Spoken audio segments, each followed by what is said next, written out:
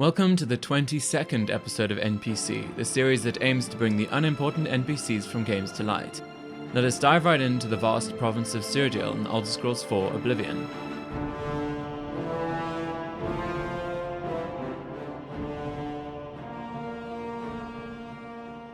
This episode, I want to take a step back from the big names and so let myself wander around the world until I caught sight of someone I'd never paid attention to before. I wandered the streets of Bruma, finding nobody drawing me in until I realized, what about just outside the city? Bruma's stables is very easy to overlook given they sell paint horses and it's very easy to get one for free. Wildeyes stables is run by Petrine, a Nord woman that takes care of business, and Humilis, an imperial man that tends to the animals. Let us take a good look at the pair.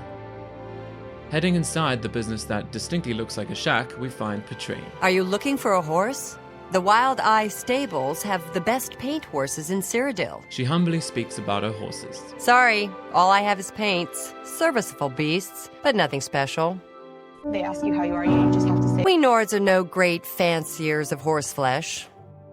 Except in stews, I'm afraid. Nords must make killer lasagna. Working the land is Humilis Nonius, who says, Go inside and talk to Petrine if you want to buy a horse. I can't help you. Not much for talking. I'm new here in Bruma myself. I'm from down Hardland way. Nords up here, no offense, don't work as hard as us Imperial Hardlanders. Whenever they say no offense, we all know what it means. Now, we cannot just watch them without seeing what they have to offer. Bruma's paint horses are the toughest in Cyrodiil. Let us purchase the equine unit from Petrine. You can only buy them from me.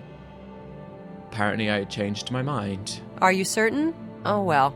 If you change your mind, you know where to find me. I need more money. Good to see you. I'm Surotan. I'm listening. No, I'm not. You smoke great. Well, you're good.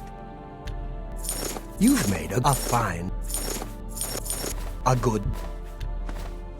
Thank you for your business. Alright, now with 500 gold. You won't regret it. Humilis will have your new paint horse saddled and ready for you outside. Excellent. Heading outside, we find Humilis standing by to introduce us. He's been fed and well rested for you. He should probably be standing next to the horse, but whatever. And now we have a lovely paint horse. Another one, that is. I'm going to get very confused between these two. My paint horse? Prior Mabarel's paint horse. Creative names.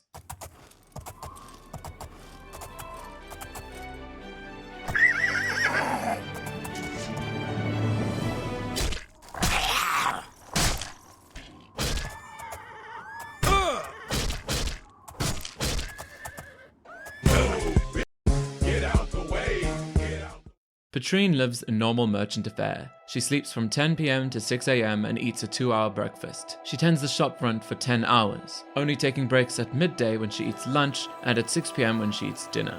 At 8 p.m. she locks the door and lingers awake until 10. Funnily enough, she always makes sure that the door is locked, but doesn't mind too much if you stay inside, so she locked me into the house. Twice.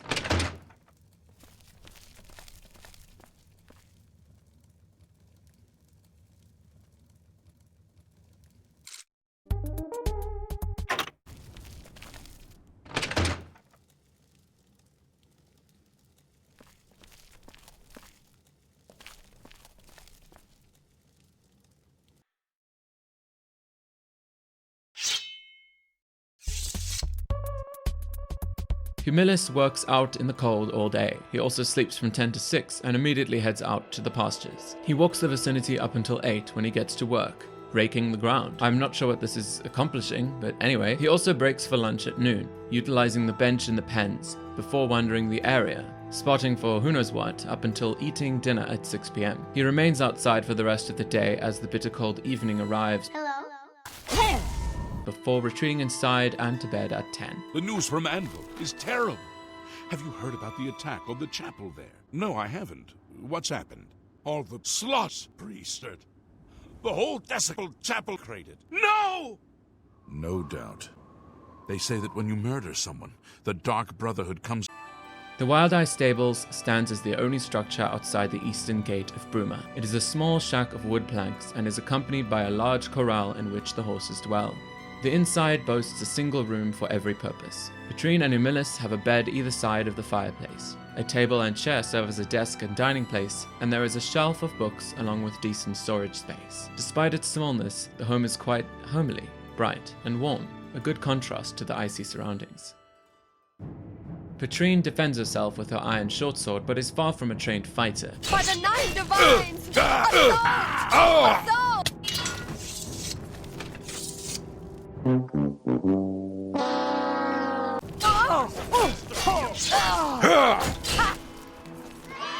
She wears a rough patched vest, belted brace, and rough leather shoes to protect herself from the cold. Humilis wields his iron war axe to bludgeon his assailants, but also lacks the hitting power to save himself. He wears a brown shirt, huntsman leather pants, and moccasins, which hopefully keep him warm enough. He also carries around some food for his meals and a rake for his work. As a hard-working Heartlander, he has it all figured out. I've been enjoying this series so much, and it has kept me sane during lockdown. It's been giving me something to create and learn. I found a love for editing, writing, and recording, and it intensified my love of fictitious characters, writing fictitious characters. Best of all, I learned to not hate the sound of my voice. Mostly. It is sad for me to say, but I will be, from this episode on, scaling NPSee back to fortnightly episodes so that I can diversify my repertoire with different projects. This is probably not going to change NPSee's quality. It would be hard anyway since it's so good. It will lessen the likelihood of hiatuses though. If you watched from the beginning, I love you, and I hope you stay joyful and appreciative over the next 2 weeks. Let the NPCs Petrine and Humilis Nonius be NPSeen. Thank you for joining me, and I hope to see you again in the next episode. It can't be. Without question.